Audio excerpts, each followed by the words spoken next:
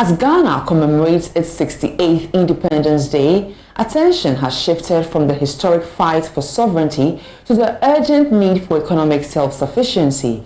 Despite nearly 7 decades of self-rule, the country continues to grapple with economic challenges, including repeated IMF bailouts and concerns over financial stability. In this report, Daniel Sakiti explores the state of Ghana's economic independence. 68 years after gaining independence, Ghana's economic journey continues to be defined by cycles of crisis and external interventions, raising fresh concerns about the nation's financial sovereignty.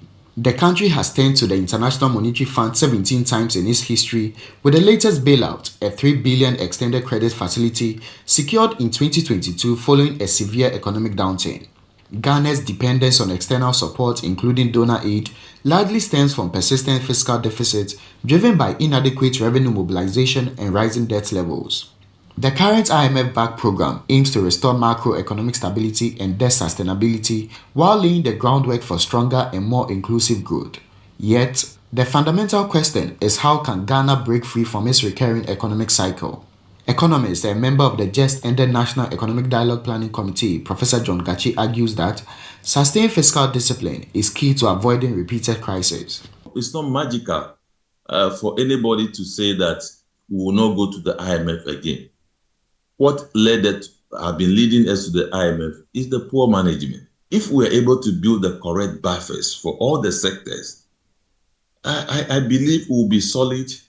We will not be drifting towards the IMF at the least financial distortions or at the least threat that is directed towards the finances of the countries. We will be robust, we will be solid, and then we will be relying on the buffers that we build rather than going to the IMF.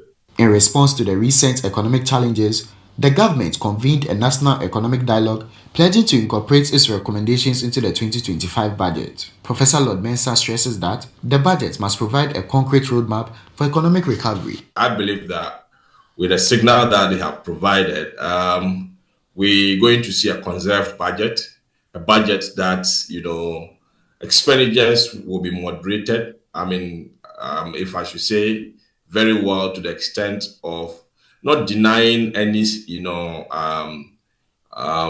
essentials, but then also be measured as far as, our expenditure appropriations are concerned. As discussions continue, the question remains whether or not Ghana can break free from economic dependence and achieve lasting financial stability.